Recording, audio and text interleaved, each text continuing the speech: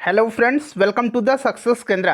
Friends देखिए, आज का जो वीडियो है बिहार एसएससी सीजीएल वैकेंसी 2022 यानी कि सचिवालय सहायक भर्ती 2022 के लिए काफ़ी इंपॉर्टेंट वीडियो है। क्योंकि फ्रेंड्स इस वीडियो में हम लोग रिसेंटली अभी बिहार एसएससी के द्वारा वर्ष 2020 में जो एग्ज़ाम कंडक्ट करवाया गया था उसमें जो प्रश्न पूछे गए हैं फ्रेंड्स उनको इस वीडियो में हम कवर करने वाले हैं।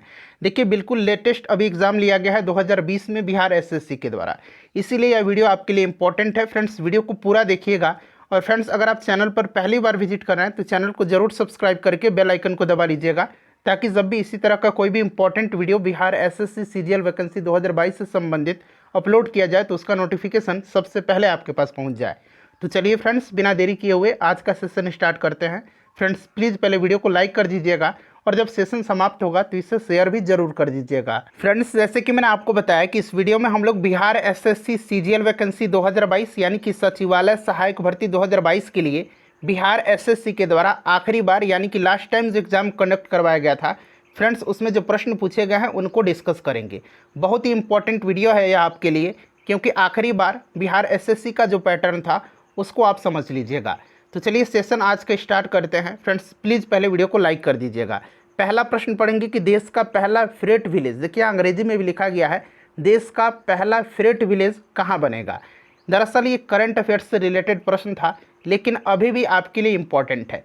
फ्रेट विलेज को हिंदी में माल भाड़ा गाँव कहेंगे, ठीक है, माल भाड़ा गाँव।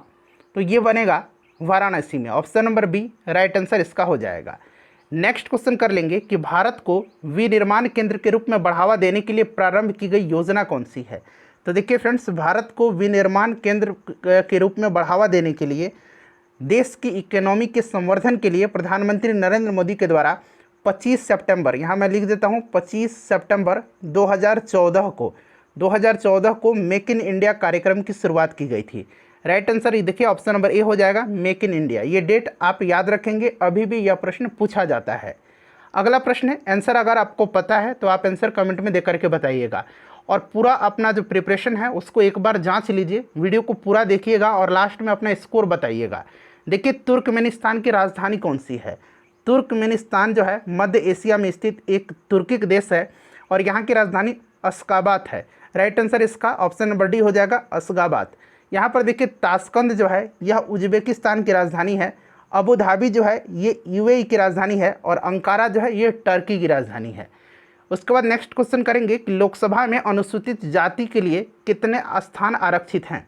देखिए लोकसभा में जो है अनुसूचित जाति पूछा गया है, तो अनुसूचित जाति के लिए 84 स्थान आरक्षित हैं, जबकि अनुसूचित जनजाति यानी कि एससी के लिए एसटी के लिए कितना 47 सीट जो है आरक्षित है। एससी के लिए 84 और एसटी के लिए 47।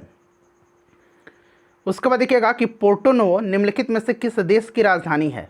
पोर्टो नोवो जो है फ्रेंड्स यह अफ्रीकी देश बेनिन की राजधानी है। ऑप्शन नंबर इसका डी राइट आंसर हो जाएगा, बेनिन। अच्छा फ्रेंड्स, लाइबेरिया की राजधानी कहाँ है, तो इसको याद रखेंगे, मोनोरोविया है। कहाँ पर है, यहाँ मैं लिखता हूँ मोनोरोविया, ये लाइबेरिया की राजधानी है, ठीक है। उसके बाद देखिए गैबोन की राजधानी कहाँ है, तो गैबोन की राजधानी जो है ये लिब्रेविल है। कहाँ पर है, लिब्रेविल, ठीक है, ये गैबोन की राजधानी है। और देखिए यहाँ पर दिया गया है अंगोला, अंगोला की राजधानी जो है लुआंडा है। कहाँ है, लुआंडा जो है ये अंगोला की राजधानी है। राइट आंसर इसका क्या हो जाएगा, पोर्टो नोवो बेनिन की राजधानी है। नेक्स्ट क्वेश्चन देखिए कि पुस्तक वी आर डिस्प्लेस्ड का लेखक कौन है, तो इसको लिखा है मलाला यूसुफजई ने। अच्छा यहाँ पर देखिए यशवंत सिन्हा का नाम दिया गया है। अभी जो प्रेसिडेंशियल इलेक्शन हुआ था, राष्ट्रपति का चुनाव, इसमें ये जो अपोजिशन पार्टी थी, कंबाइंड अपोजिशन पार्टी, उसके ये उम्मीदवार थे यशवंत सिन्हा। इनकी पुस्तक का नाम याद रखेंगे, इंडिया अनमेड, इंडिया अनमेड, ठीक है, ये इनकी पुस्तक है, अनमेड, ठीक है, इंडिया अनमेड। उसके बाद इनका एक और पुस्तक है कन्फेशंस ऑफ ए स्वदेश रिफॉर्मर, इसको भी आप याद रखेंगे। चलिए आगे बढ़ेंगे, नेक्स्ट क्वेश्चन करेंगे कि जापान का कौन सा बंदरगाह रेशम बंदरगाह के नाम से जाना जाता है। देखिए फ्रेंड्स, वैसे 2011 से लेकर के अब तक जितने भी बिहार एसएससी में प्रश्न पूछे गए हैं उनको मैंने सब्जेक्ट वाइज आपको कवर करवाया है। हिस्ट्री का अलग, पॉलिटी का अलग, ज्योग्राफी का अलग, साइंस का अलग, और पुस्तक और लेखक से संबंधित जितने प्रश्न पूछे गए थे उनको अलग वीडियो में मैंने कवर करा दिया, लिंक डिस्क्रिप्शन में मिलेगा, देख लीजिएगा। तो देखिए जापान का जो बंदरगाह रेशम बंदरगाह के नाम से जाना जाता है, यह कौन सा है फ्रेंड्स, योकोहामा है। राइट आंसर इसका देखिए ऑप्शन नंबर डी हो जाएगा, योकोहामा। अगला प्रश्न हमारा कि निम्नलिखित में से कौन सा भारत के पूर्वी तट पर स्थित सबसे गहरा स्थलबद्ध एवं समुचित सुरक्षायुक्त बंदरगाह है? तो फ्रेंड्स यह कौन सा है? तो यह है आपका विशाखापट्टनम, यह आंध्र प्रदेश में है। उसके बाद चलिए नेक्स्ट क्वेश्चन है कि भारत की सबसे बड़ी खारे पानी की झील कौन सी है? तो सबसे बड़े खारे पानी की जो झील है यह उड़ीसा राज्य में है, चिल्का झील। ऑप्शन नंबर इसका ए राइट आंसर हो जाएगा। ठीक है, वेमनाड केरल में है, सांभर राजस्थान में है और पुलिकट जो है यह आंध्र प्रदेश और तमिलनाडु की सीमा पर है। नेक्स्ट क्वेश्चन करेंगे कि निम्नलिखित में से किस मुगल शासक ने इस निंदा को दंडनीय अपराध घोषित किया था? इस निंदा को दंडनीय अपराध किसने घोषित किया था? औरंगजेब ने किया था। चलिए आगे बढ़ेंगे कि जैन धर्म के 23वें तीर्थंकर कौन थे? जैन धर्म के 23वें तीर्थंकर जो थे ये पार्श्वनाथ थे। टोटल 24 तीर्थंकर हुए, 24वें तीर्थंकर जो थे ये वर्धमान महावीर थे। ठीक है फ्रेंड्स, पार्श्वनाथ याद रखेंगे। इनका अगर पूछा जाए कि प्रतीक चिन्ह क्या है तो पार्श्वनाथ का प्रतीक चिन्ह जो है ये सर्प है। इसको निश्चित रूप से आप ध्यान रखेंगे। चलिए उसके बाद देखिएगा कि निम्नलिखित में से किसे वर्ष 2020 का राजीव गांधी खेल रत्न पुरस्कार कुश्ती के लिए दिया गया था? अब देखिए राजीव गांधी खेल रत्न पुरस्कार का नाम बदल दिया गया, अब इसका नाम रख दिया गया मेजर ध्यानचंद खेल रत्न पुरस्कार। और पिछले वर्ष 2021 में यह 12 व्यक्तियों को प्रदान किया गया था। इस वर्ष भी दिया जाएगा। उन नामों को आप अच्छे तरीके से याद रखेंगे। कुश्ती के लिए दिया गया था 2020 में राजीव गांधी खेल रत्न विनेश फोगाट को। यहाँ पर देखिए option number C right answer हो जाएगा। राजीव गांधी खेल रत्न की शुरुआत 1991-92 में हुई थी और पहली बार यह विश्वनाथन आनंद को दिया गया था। नेक्स्ट क्वेश्चन है कि निम्नलिखित में से कौन सा मृत ज्वालामुखी है? तो यहाँ पर देखिएगा इसमें से जो मृत ज्वालामुखी है फ्रेंड्स यह माउंट पोपा है। माउंट पोपा जो है ये कहाँ पर है? तो ये म्यांमार में है। उसके बाद देखिए माउंट फ्यूजियामा जो है ये कहाँ पर है? जापान में है। माउंट एटना इटली में है। ये सभी सक्रिय ज्वालामुखी हैं। माउंट स्ट्राम्बोली ये भी सक्रिय ज्वालामुखी है। चलिए उसके बाद देखिएगा कि निम्नलिखित में से कौन पंचायतों की वित्तीय स्थिति का पुनर्वलोकन करने के लिए वित्तीय आयोग का गठन करता है? तो वित्तीय आयोग का गठन यानी कि राज्य वित्त आयोग का गठन यह उस राज्य का राज्यपाल करता है। राइट आंसर यहाँ पर देखिएगा संबंधित राज्य का राज्यपाल। क्लियर, अनुच्छेद 243 में जो है राज्यपाल वित्त आयोग का गठन कर सकता है कहा गया है। उसके बाद राष्ट्रपति जो है यह अनुच्छेद किसमें? तो राष्ट्रपति जो करता है वो अनुच्छेद कौन सा है फ्रेंड्स? तो 280 है। ठीक है, चलिए आगे मिलेगा आपको। उसके बाद देखिएगा कि कोरोना रोग का पहला केस भारत के किस राज्य में मिला था? तो कोरोना का पहला केस जो मिला था फ्रेंड्स ये मिला था केरल में। अच्छा, अभी मंकी पॉक्स वायरस चर्चा में है, पूछा जाता है, करंट अफेयर का प्रश्न भी बना है कि मंकी पॉक्स वायरस जो है इसका पहला केस कहाँ पर मिला था? तो ये भी केरल में मिला था। नेक्स्ट क्वेश्चन है किस संस्था ने वर्ष 2020 का नोबेल शांति पुरस्कार जीता था? 2020 का, आपको 2021 वाला भी याद रखना है और 2022 जो दिया जाएगा वो भी याद रखना है। देखिए 2020 पूछा गया है, 2020 में दिया गया था किसको? तो राइट आंसर यहाँ पर देखिए ऑप्शन नंबर डी हो जाएगा, WFP वर्ल्ड फूड प्रोग्राम को, विश्व खाद्य प्रोग्राम को। और 2021 में दिया गया था किसको? तो दमित्री मुराटो और मारिया रेसा को। ठीक है, दमित्री मुराटो रूस के हैं और मारिया रेसा जो हैं ये फिलीपींस के हैं। नेक्स्ट क्वेश्चन करेंगे कि प्रत्येक वर्ष विश्व पर्यावरण दिवस कब मनाया जाता है? तो यह मनाया जाता है 5 जून के दिन। और इस वर्ष इसका थीम याद रखेंगे, वनली वन अर्थ। क्या थीम था इसका? वनली वन अर्थ इसका इस वर्ष का थीम था 2022 का। और इसका जो आयोजक देश था विश्व पर्यावरण दिवस का वो कौन सा देश था? तो स्वीडन था। कौन था? स्वीडन था। ये भी आप ध्यान रखेंगे। देखिए सविनय अवज्ञा आंदोलन किस घटना के पहले घटित हुई थी? इसका आंसर आप मुझे अभी तुरंत कमेंट करके बताइएगा। अभी तुरंत मुझे इसका आंसर आप कमेंट करके बताइए। चलिए आगे बढ़ेंगे। नेक्स्ट क्वेश्चन करेंगे कि वर्मा किस वर्ष ब्रिटिश आधिपत्य से मुक्त हुआ था? वर्मा जो है यह कब ब्रिटिश आधिपत्य से मुक्त हुआ था? तो देखिए राइट आंसर इसका क्या हो जाएगा? 4 जनवरी 1948 को ब्रिटिश उपनिवेशवाद के चंगुल से यह मुक्त हुआ और वहाँ पर 1962 ईस्वी तक लोकतांत्रिक सरकारें निर्वाचित होती रही। ठीक है, राइट आंसर इसका 1948 हो जाएगा। आगे बढ़ेंगे। नेक्स्ट क्वेश्चन करेंगे निम्नलिखित में से किस टीम ने IPL मुकाबला 2019 जीता? अब आपको 2022 वाला याद रखना है। गुजरात टाइटंस ने जीता है। किसने जीता है? गुजरात टाइटंस ने। चलिए उसके बाद देखिएगा क्रिकेट कैप्टेंसी एंड कंट्रोवर्सी नामक पुस्तक के लेखक कौन है? यानी कि किनके जीवन की घटनाओं पर आधारित पुस्तक है यह क्रिकेट कैप्टेंसी एंड कंट्रोवर्सी? तो ये सौरव गांगुली की है। उसके बाद देखिएगा कि नाथपा झाकरी परियोजना निम्नलिखित में से किस नदी पर अवस्थित है? तो नाथपा झाकरी परियोजना जो है यह हिमाचल प्रदेश में है, सतलुज नदी पर। ऑप्शन नंबर इसका डी राइट आंसर हो जाएगा। उसके बाद देखिए पालघाट दर्रा स्थित है। देखिए पालघाट दर्रा जो है यह स्थित कहाँ पर है? तो यह केरल को तमिलनाडु तथा कर्नाटक से जोड़ता है। तो राइट आंसर इसका क्या हो जाएगा? राइट आंसर देखिए इसका ऑप्शन नंबर यहाँ पर देखिएगा सी हो जाएगा, कोयम्बटूर से पलाक्कड़ के बीच में। उसके बाद देखिएगा कि हिमा दास जिन्होंने वर्ष 2019 में कलानाडो चेक रिपब्लिक में स्वर्ण पदक जीता था, वो संबंधित है। तो देखिए सबसे पहले तो आपको हिमा दास याद रखना है, ये क्या है? तो धावक हैं, ठीक है, एथलीट हैं, और इनको ढींग एक्सप्रेस के नाम से जाना जाता है। ये असम की हैं, ठीक है। राइट आंसर यहाँ पर देखिए एथलेटिक्स दिया गया है। नेक्स्ट क्वेश्चन कर लेंगे कि भारत की निम्नलिखित में से कौन सी नदी दरार यानी कि भ्रंश घाटी से होकर के बहती है? तो देखिए भ्रंश घाटी से जो नदियाँ बहती हैं वो कौन कौन सी हैं? तो नर्मदा है, ताप्ती नदी है। तो यहाँ पर देखिए नर्मदा दिया गया है। नेक्स्ट क्वेश्चन करेंगे कि निम्नलिखित में से कौन इसरो के वर्तमान अध्यक्ष हैं? तो इसरो के जो वर्तमान अध्यक्ष हैं यह कौन है? एस सोमनाथ हैं। कौन है अभी? एस सोमनाथ हैं, ध्यान रखेंगे। इनका नाम ऑप्शन में नहीं दिया गया है, पहले के सिवन थे लेकिन अब एस सोमनाथ हैं। चलिए आगे बढ़ेंगे कि निम्नलिखित को सुमेलित करना है। एक तरफ पुस्तक दिया गया है, दूसरी तरफ उनके लेखक का नाम दिया गया है। उसके बाद देखिएगा, आइए मिलाते हैं। I do what I do, तो ये रघुराम राजन की है। My country my life Lal Krishna Advani की है। डिस्कवरी ऑफ इंडिया यह जवाहरलाल नेहरू की है। और इम्परफेक्ट जो है यह संजय मांजरेकर की है। तो इसको अब आप लोग मिला लीजिएगा, ठीक है। चलिए आगे बढ़ेंगे। नेक्स्ट क्वेश्चन कर लेंगे कि पेसो जो है, पेसो निम्नलिखित में से किस देश की मुद्रा है, मौद्रिक इकाई है? तो पेसो जो है ये फिलीपींस की है। मालदीव की रुपया है, कतर का कतरी रियाल है, और सीरिया का जो है सीरियन पाउंड है। क्या है? सीरियन पाउंड है, याद रखेंगे। चलिए आगे बढ़ेंगे कि अक्टूबर 2020 में किसने न्यूजीलैंड के प्रधानमंत्री के रूप में दूसरा कार्यकाल जीता था? तो अभी भी न्यूजीलैंड की प्रधानमंत्री जसिंडा अर्डर्न है, ये नाम याद रखेंगे आप, ठीक है। ये न्यूजीलैंड की प्राइम मिनिस्टर हैं। उसके बाद देखिए महिला उद्यमियों को सूक्ष्म वित्त उपलब्ध कराने वाली योजना कौन सी है? तो देखिए यह जो योजना है फ्रेंड्स, यह योजना कौन सी है? यह योजना है महिला समृद्धि योजना।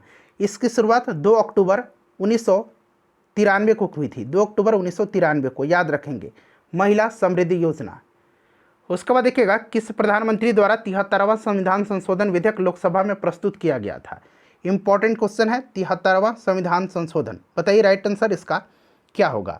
तो देखिए फ्रेंड्स, पीवी नरसिम्हा राव के कार्यकाल में यह प्रभावी हुआ था, ठीक है। और इस संशोधन के द्वारा पंचायती राज व्यवस्था को संवैधानिक मान्यता मिली थी। इसका राइट आंसर क्या हो जाएगा? ऑप्शन नंबर बी हो जाएगा, पीवी नरसिम्हा राव। उसके बाद देखिएगा कि राजा रवि वर्मा कौन थे? तो ये पेंटर थे। Right answer option number A हो जाएगा, चित्रकार थे राजा रवि वर्मा। क्लियर। चलिए आगे बढ़ेंगे। नेक्स्ट क्वेश्चन कर लेंगे कि पंजाब में भूमि क्षति का प्रमुख कारण क्या था? तो इसका राइट आंसर क्या होगा? देखिए इसका जो करेक्ट आंसर हो जाएगा फ्रेंड्स, वो आपका हो जाएगा अति सिंचाई, ठीक है, ओवर इरिगेशन, अंग्रेजी में कहेंगे ओवर इरिगेशन। उसके बाद देखिए निम्नलिखित में से किसने तीनों गोलमेज सम्मेलन में भाग लिया था? पहला गोलमेज सम्मेलन 1930 में, दूसरा 1931 में, तीसरा 1932 में। ये क्रम से याद रखें। गांधी जी ने दूसरे गोलमेज सम्मेलन में भाग लिया था और तीनों गोलमेज सम्मेलन में बाबा साहब अम्बेडकर जी ने भाग लिया था। नेक्स्ट क्वेश्चन कर लेंगे कि निम्नलिखित में से कौन सा युग्म सुमेलित नहीं है? एक तरफ जो है संविधान निर्मात्री सभा दिया गया है, समिति, और उसका अध्यक्ष दिया गया है। तो यहाँ पर देखिएगा राइट आंसर इसका क्या हो जाएगा? देखिए फ्रेंड्स, संचालन समिति के अध्यक्ष जो थे ना, वो कौन थे? जीबी मावलंकर नहीं थे, डॉक्टर राजेंद्र प्रसाद थे। ये सुमेलित नहीं दिया गया। यही पूछा गया था प्रश्न में कि कौन सा सुमेलित इसमें से नहीं है। देख सकते हैं सुमेल नहीं है इसमें से। उसके बाद देखिएगा कि भारतीय ध्वज संहिता कब से प्रभावी हुआ? भारतीय ध्वज संहिता तिरंगा झंडा को फहराने व प्रयोग करने के बारे में दिए गए निर्देश है। इस संहिता को 26 जनवरी 2002 से लागू किया गया। 2002 इसका राइट आंसर हो जाएगा। चलिए उसके बाद देखिएगा कि निम्नलिखित में से किससे प्रवासी भारतीय सम्मान 2019 से पुरस्कृत किया गया? ये करंट अफेयर का प्रश्न है। 2019 में यह जो दिया गया था, यह राजेंद्र कुमार जोशी को दिया गया था। एक बार आप अच्छे से करंट अफेयर को अभी से पढ़ना स्टार्ट कर दीजिए, ठीक है। ऐसा नहीं कि एग्ज़ाम आएगा तब आप पढ़ेंगे, वैसे आप पढ़ नहीं पाएंगे, काफ़ी लोड हो जाएगा, प्रेशर हो जाएगा और आप याद नहीं रख पाएंगे। इसीलिए अभी से पढ़ना स्टार्ट कीजिए। भारत में सबसे लंबा समुद्र तट यानी कि सी बीच कहाँ पर है? तो फ्रेंड्स यह है मरीना बीच, तमिलनाडु में है। ऑप्शन नंबर इसका डी हो जाएगा राइट आंसर। नेक्स्ट क्वेश्चन हमारा कि निम्नलिखित में से कौन सी समिति प्राकलन समिति की जुड़वा बहन कहा जाता है? किसको? तो ये लोकलेखा समिति है। लोकलेखा समिति को प्राकलन समिति की जुड़वा बहन कहा जाता है। अच्छा, प्राकलन समिति जो है इसमें 30 सदस्य होते हैं और केवल लोकसभा से। लोकलेखा समिति में 22 सदस्य होते हैं, 15 सदस्य लोकसभा से होते हैं और 7 सदस्य जो होते हैं ये राज्यसभा से होते हैं। ठीक है, चलिए, कार्यकाल 1 वर्ष का होता है। भारत में अंग्रेजी शिक्षा किसने आरंभ की थी? तो देखिए, भारत में अंग्रेजी शिक्षा जो है यह governor general Lord William Bentinck के काल में मैकाले की अनुशंसा पर अंग्रेजी भाषा को शिक्षा का माध्यम बनाया गया था। तो लॉर्ड विलियम बेंटिक हो जाएगा। सती प्रथा को इसी ने प्रतिबंधित किया था। नेक्स्ट क्वेश्चन है कि आर्थिक क्रियाकलापों में अल्पकालिक संकुचन और विस्तार को क्या कहते हैं? बताइए। तो इसको क्या कहा जाता है फ्रेंड्स? इसको कहा जाता है व्यवसाय चक्र। क्या कहा जाता है इसको? इसको कहा जाता है व्यवसाय चक्र। ठीक है, राइट आंसर इसका हो जाएगा व्यवसाय चक्र, यानी कि ऑप्शन नंबर डी। चलिए, नेक्स्ट क्वेश्चन करेंगे कि निम्नलिखित में से कौन सा क्षेत्र कोयला भंडार में सबसे अधिक समृद्ध है? तो इसमें से देखिए कौन सी नदी घाटी? तो यह दामोदर नदी घाटी है। ऑप्शन नंबर इसका बी राइट आंसर हो जाएगा। यह भारत का समृद्ध, सबसे बड़ा और अधिक उत्पादकता वाला कोयला क्षेत्र है। नेक्स्ट क्वेश्चन है कि भूमध्यवर्ती क्षेत्रों में गहन वाष्पन के कारण होने वाली वर्षा को क्या कहते हैं? तो फ्रेंड्स, इसको क्या कहा जाता है? इसको कहा जाता है संवहनी वर्षा। क्या कहा जाता है इसको? संवहनी वर्षा कहा जाता है। तो ऑप्शन नंबर इसका डी हो जाएगा राइट आंसर। नेक्स्ट क्वेश्चन है कि वॉल स्ट्रीट में शेयरों के मूल्य अत्यधिक गिर जाने से क्या प्रभाव पड़ा? तो देखिए, ये जो मूल्य गिरा था 1929 में गिरा था। ठीक है, और ये जो वॉल स्ट्रीट है ये न्यूयॉर्क जो है अमेरिका का, उसके मैनहट्टन द्वीप में है। ठीक है, और क्या हुआ था फ्रेंड्स? तो महामंदी हुई थी।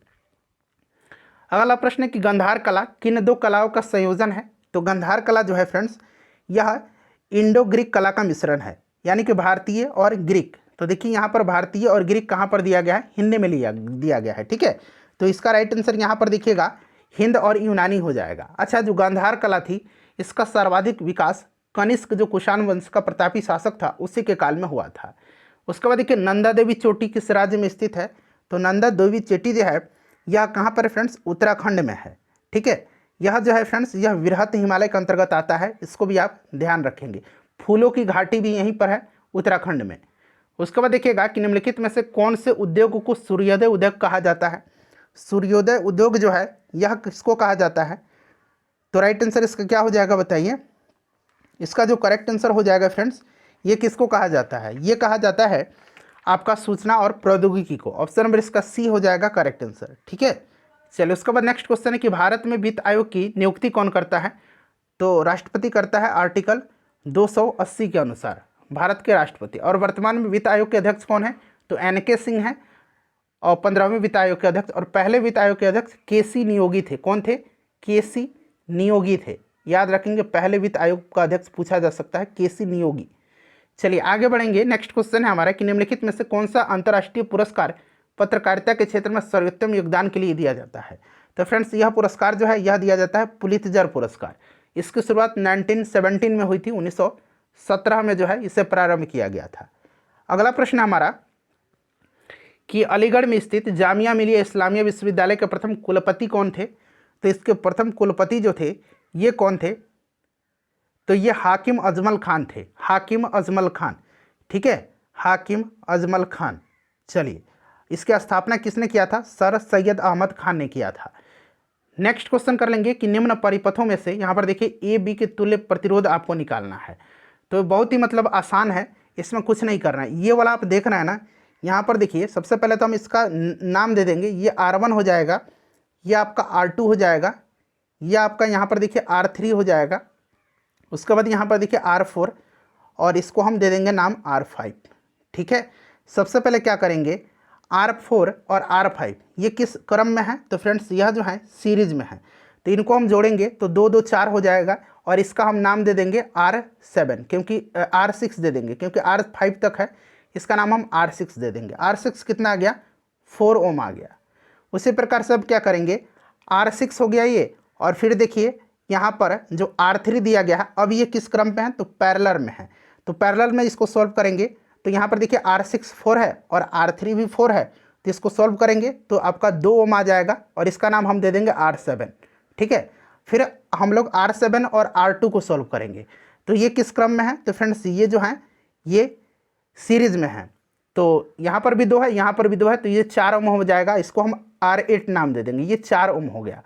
फिर हम लोग क्या करेंगे, अब यहाँ पर R1 बचा और R8 बच गया, तो इसको सॉल्व कर लेंगे। ये जो है फ्रेंड्स इक्विवेलेंट किस में है?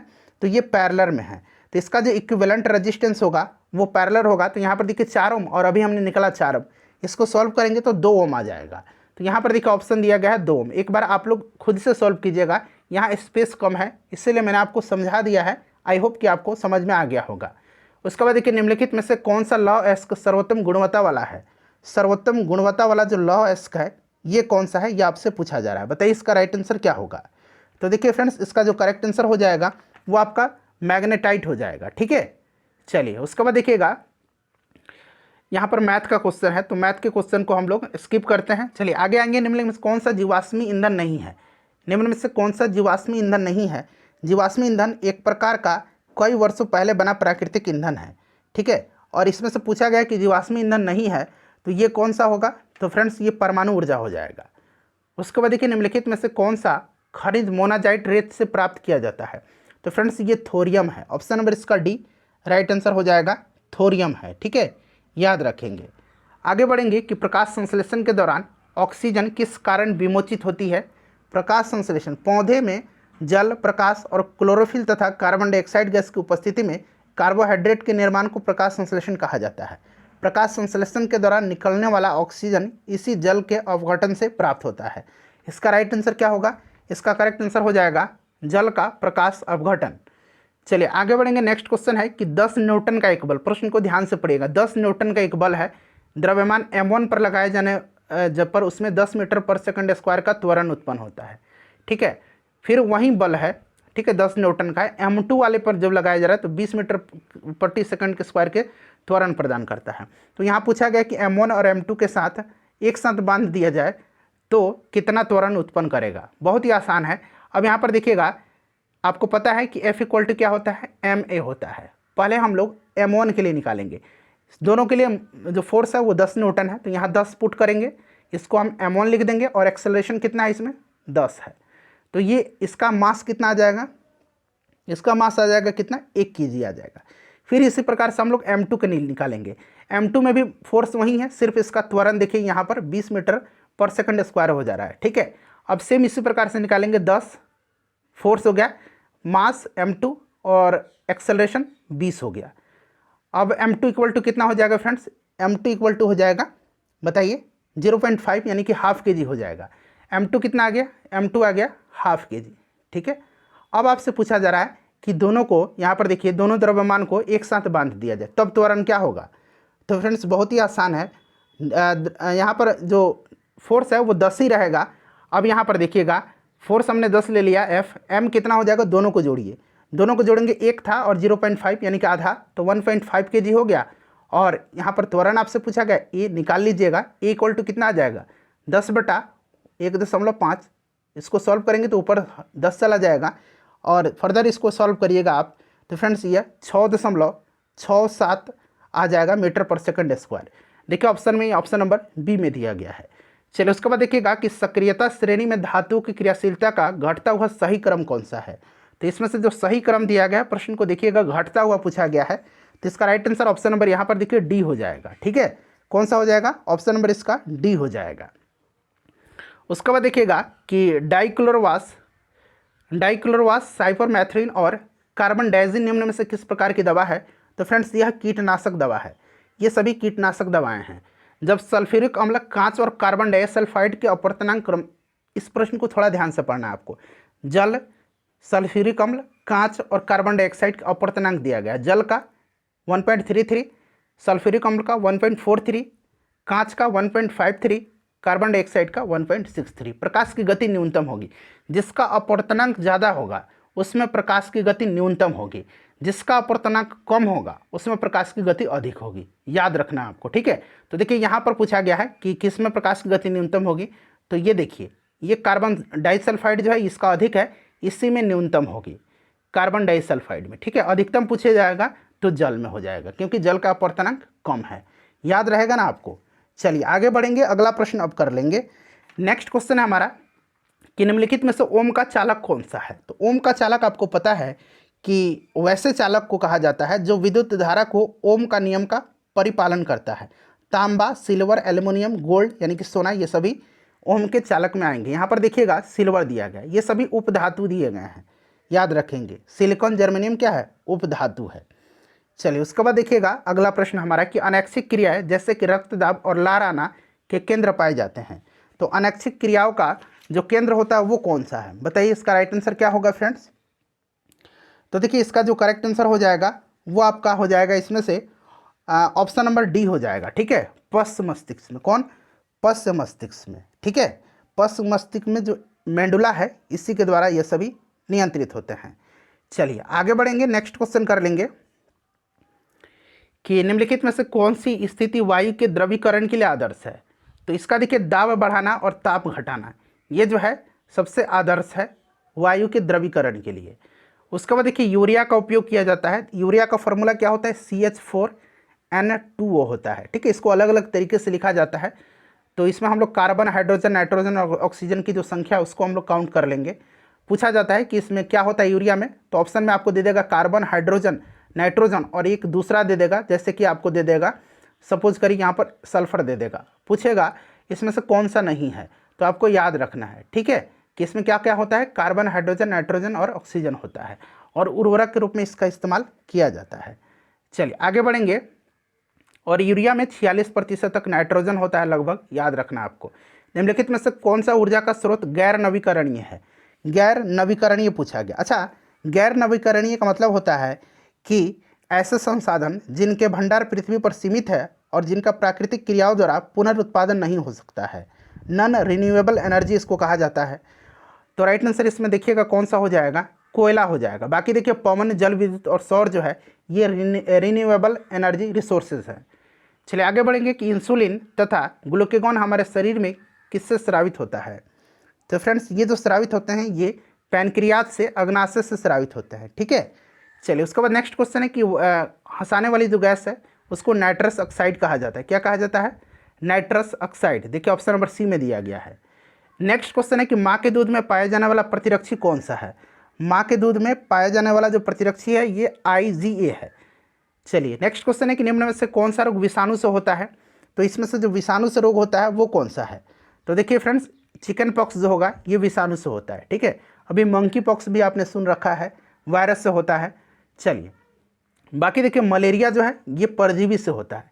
सिल्फिश टाइफाइड ये जीवाणु से होते हैं। उसके बाद देखिए आलू क्या है।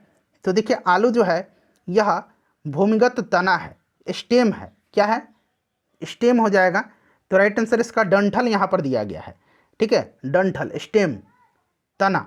चलिए आगे बढ़ेंगे। कौन सा हार्मोन रक्त में शर्करा की मात्रा नियंत्रित करता है। तो यह हार्मोन जो है फ्रेंड्स यह इंसुलिन है। कौन सा है? इंसुलिन है। अग्नाशय के एक भाग लैंगरहैंस की दीपिका के बीटा सेल से यह जो है स्रावित होता है।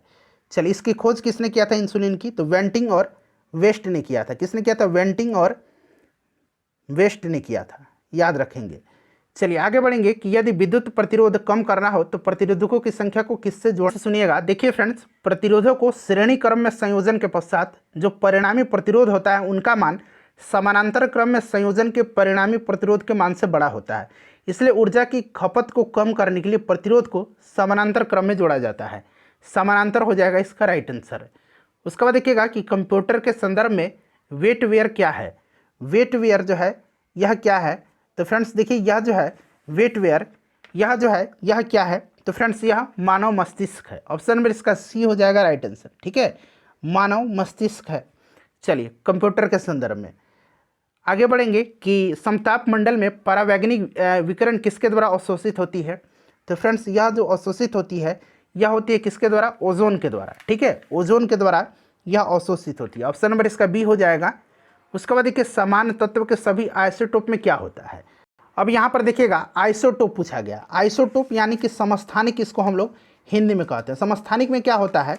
तो देखिए समस्थानिक में होता है परमाणु संख्या समान होती है परंतु द्रव्यमान संख्या इसका भिन्न भिन्न होता है। तो इसको ध्यान से पढ़िए और इसका राइट आंसर आपको बताना है। तो देखिए फ्रेंड्स मेरे ख्याल से यहाँ पर हो जाएगा एक जैसी परमाणु क्रमांक किंतु भिन्न भिन्न परमाणु संहिता। ठीक है, ऑप्शन नंबर सी मेरे ख्याल से होगा राइट आंसर। एक बार आप भी अच्छे से पढ़ लीजिएगा। ठीक है, चलिए आगे बढ़ेंगे कि नाइट्रिक अम्ल निम्न में से किसके साथ अभिक्रिया नहीं करता है। तो नाइट्रिक अम्ल जो है फ्रेंड्स यह अभिक्रिया नहीं करेगा सोना के साथ। ठीक है, उसके बाद देखिएगा कि बिजली के हीटर में यहाँ पर देखिएगा कौन सी सामग्री जो है प्रयुक्त होती है। इसका आंसर आप कमेंट करके बताइएगा और फ्रेंड्स इनमें से कितने प्रश्नों का आंसर आपने स्वयं दिया है यह भी कमेंट कीजिएगा। वीडियो को प्लीज़ लाइक कर दीजिएगा और इसे शेयर कर दीजिएगा। जितने भी जीके जीएस और साइंस के प्रश्न थे उनको मैंने आपको कवर करवा दिया है।